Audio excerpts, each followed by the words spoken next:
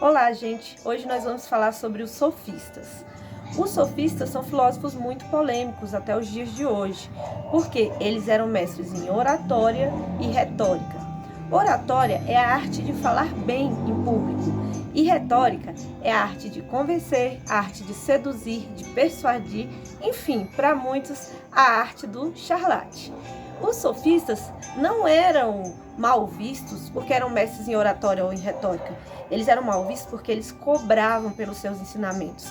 Ao contrário de Sócrates e seus discípulos, que ensinavam de graça, os sofistas eram da classe média e eles precisavam de dinheiro para se manter. Por isso eles andavam itinerantes de cidade em cidade, ensinando, as suas filosofias, que ia de tudo, versava de tudo a filosofia do sofista, desde como abrir portas, a como argumentar bem, aritmética, física, tudo o mais que fosse útil para uma pessoa, um sofista podia ensinar. Eles também eram relativistas morais. O que significa isso? Significa que eles não perguntavam para que ia ser usado aquele ensinamento. Se você chegasse a um sofista e falasse, eu quero aprender a abrir fechaduras, ele simplesmente iria te cobrar por 5 lições. Ele não ia perguntar, para que você quer aprender a abrir fechaduras? Será que você quer ser um ladrão? Será que você vai querer roubar alguma coisa? Não, ele te ensinaria e após 5 lições, ele falaria, tudo bem, você está pronto, pode fazer seu ofício de abrir portas. E você ia tentar abrir uma porta ou um cadeado. E de repente você não ia conseguir. Porque também era comum os sofistas não ensinarem tudo de uma vez só. E você voltaria e reclamaria, se eu sofista, eu não aprendi tudo. E aí o sofista ia dizer para você, bem, eu fui um bom professor e te ensinei, mas você não foi um bom aluno, me pague mais 5 lições e você aprenderá. E novamente a pessoa pagava aquelas lições e o sofista agora sim ensinava o correto e ele conseguia abrir as portas e tudo. Por que eles foram importantes na Grécia naquela época? Eles foram importantes porque a Grécia, principalmente Atenas, vivia uma democracia. E na democracia é muito útil você saber convencer os outros, você saber falar em público. É extremamente útil. Então todos queriam aprender esse conhecimento. Eles também foram importantes porque, ao contrário dos pré-socráticos, que eles buscavam saber sobre o universo, o mundo, a natureza, estavam procurando arqué, que é o elemento original de todas as coisas, os sofistas estavam procurando questões humanas. Os sofistas pensavam, nada me importa saber a origem do mundo se eu não souber como ser feliz, ou se eu não conseguir dinheiro para me sustentar, ou se eu não conseguir convencer a cidade e as leis da polis ao meu favor. Então os sofistas trouxeram essa filosofia de uma esfera mais metafísica para uma esfera mais humana, antropológica. Eles foram os primeiros a introduzir o mundo humano e as questões humanas à filosofia. Eles também eram relativistas morais porque eles eram céticos. Como assim, professora, céticos? Eu vou te dar o exemplo de 2 sofistas muito conhecidos. Um deles foi Protágoras, que disse, o homem é a medida de todas as coisas. Ora, quando ele diz o homem é a medida de todas as coisas, ele está dizendo que tudo é relativo. Que os seres humanos do passado não são os mesmos seres humanos de hoje. Ou os valores da Grécia Antiga não são os mesmos valores do Brasil de hoje. Então, o homem de lá tinha uma medida para medir as coisas. E o homem de hoje tem uma medida para medir as coisas. Outra coisa que ele quer dizer também é que não há uma verdade absoluta inerente na natureza, mas sim uma verdade humana, pois nós criamos a linguagem, criamos regras sociais, criamos inclusive o conceito de verdade. Então ele começa aí com o relativismo moral e o ceticismo dentro da epistemologia. Ceticismo significa que ele não acredita num conhecimento puro e verdadeiro. Outro que eu quero falar para vocês é o Gorgias. O Gorgias ele é fenomenal, porque ele percebe uma diferença que até agora ninguém tinha percebido, que há uma diferença entre a verdade que existe, a verdade que é dita, a verdade que é percebida, que é entendida. Ou seja, pode haver uma verdade, mas será que eu posso falar sobre essa verdade? Será que você pode entender essa verdade? Gorgias vai dizer que não. Pensa comigo, se tivesse uma briga na sua sala de aula, em algum momento, todos iam ter a mesma percepção e iam contar a mesma história sobre aquela briga? Provavelmente não. Os que forem mais amigos do fulano A, que está brigando, vão dizer que ele é o certo e o outro é o errado. Os que forem mais amigos do fulaninho B, vão dizer que ele está certo e o outro está errado. Os que estiverem na parte de trás da sala vão ver a briga por um ângulo e vão dizer que foi fulano que começou. Os que estiverem na parte da frente da sala vão ver a briga por outro ângulo e vão dizer que foi Beltrano que começou. O diretor da escola que vai vir ajudar naquela briga vai dizer que foi uma questão de violência social. A professora já vai ter outra visão. E assim cada um vai ter uma ideia do que é a verdade. Mas ninguém vai ter a verdade absoluta.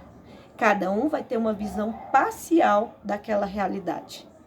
Então, Gorgias diz que a verdade não existe. Na verdade, ele diz que o ser, né, não pode existir. Né? Mas ele, extrapolando o pensamento dele para a gente entender o ceticismo, vamos colocar aqui a verdade. A verdade única e absoluta que abarca tudo não existe. Porque ela seria a soma das ideias de todas as pessoas e da visão de todas as pessoas que participaram daquele acontecimento, inclusive dos dois envolvidos na briga. Mas vamos imaginar que exista um ser, tipo o professor Xavier do X-Men, que coloca aquele capacete do cérebro e consegue ver a realidade pela mente de todo mundo. Consegue sentir tanto a dor de quem levou o golpe, quanto a felicidade de quem bateu, como a vergonha de quem levou o próximo golpe. Consegue perceber tudo pelos olhos de todo mundo. Esse ser seria um Deus, né? Se ele conseguisse sentir e ver a realidade pelos olhos de cada uma das pessoas ali presentes, inclusive das pessoas que não estavam presentes. De repente os pais deles, de repente o delegado, se essa briga tomasse uma proporção maior. Mas se esse ser existisse e ele conseguisse ver pelos olhos de todo mundo, ele teria a verdade absoluta? Digamos que ele exista. E ele conseguiu ver a realidade não apenas em porções, mas pelos olhos de todos. E ele somou tudo e ele tem uma visão absoluta da realidade. Gorgias vai dizer, mesmo se esse ser existir e conseguir contemplar a realidade como um todo, a partir dos pontos de vista de cada um, esse ser não conseguiria comunicá-la. Porque falta palavras, falta elementos na nossa linguagem para poder expressar a verdade, que é a soma da visão de todas as pessoas envolvidas naquele assunto. Então, Gorgias vai dizer, a verdade não existe.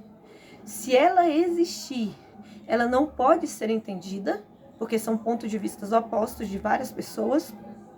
E se ela conseguir ser entendida, ela não pode ser comunicada, porque nós não temos palavras para expressar sentimentos opostos e ao mesmo tempo. E assim ele conclui o ceticismo dele. Ele é relativista moral, assim como os outros sofistas, ou seja, para os sofistas, bem e mal é questão de ponto de vista. Para mim, que recebi o dinheiro como professor daquele cara que abriu fechaduras, isso foi um bem ter ensinado ele a abrir fechaduras. Para alguém que vai perder os bens porque ele vai roubar, isso vai ser um mal. Para ele vai ser um bem, porque ele vai adquirir dinheiro. Então, bem e mal para eles era uma questão de ponto de vista. Não era uma questão absoluta. Já para Sócrates, e aí está a treta de dos sofistas com Sócrates, bem é uma categoria real e só existe um bem, o qual está no mundo das ideias. E aqui, o bem que existe aqui nessa terra é um reflexo desse bem que está no mundo das ideias. Então, para Sócrates, existe o certo e o errado. Se você não faz o certo, você está errado. Existe o bem e a ausência de bem, né, que seria o mal. O mal não tem existência física, mas ele tem, no caso, é a ausência do bem ou um bem degenerado. E aí o Sócrates treta muito com os sofistas por causa disso, porque eles são relativistas morais. Outra coisa interessante também, Sócrates se choca muito com os sofistas porque ele cobra pelos seus ensinamentos. Isso você tem que guardar aí na sua memória. Mas por que Sócrates acha que não deve cobrar pelos seus ensinamentos? Sócrates também não era pobre? Sim, você já viu em seus estudos que Sócrates era pobre. Só que ele acreditava que tudo que eu conheço, minha alma já sabia do mundo das ideias. Tudo que eu conheço. Então, as minhas ideias estavam adormecendo, porque quando eu nasci nesse mundo, a dor de nascer aqui foi tão grande que eu esqueci tudo. E o professor, ele não dá nada de novo para o aluno. Ele apenas ajuda o aluno a relembrar as coisas que ele já sabia do mundo das ideias. Como Sócrates poderia cobrar? Se ele não está te entregando nada de novo, só está despertando as ideias na sua mente. Já os sofistas não. Para os sofistas, tudo que eu aprendi na experiência aqui nessa terra. E eu paguei para aprender. Eu investi horas da minha vida, horas no meu estudo. Então, nada mais justo do que eu cobrar para os meus discípulos aquilo que eu ensinei, porque afinal eu também investi tempo e dinheiro para aprender. E aí fica uma pergunta para você. Você é um relativista moral? Você acredita que bem e mal é uma questão de ponto de vista, como os sofistas? Ou você acha que Sócrates estava certo?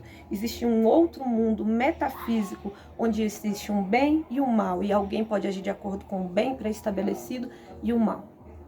Verdade é uma questão de ponto de vista para você? Ou não? Ou existe uma verdade absoluta que corresponde à natureza dos fatos e existem pessoas que estão enganadas quanto a essa verdade? São perguntas importantes para a gente refletir.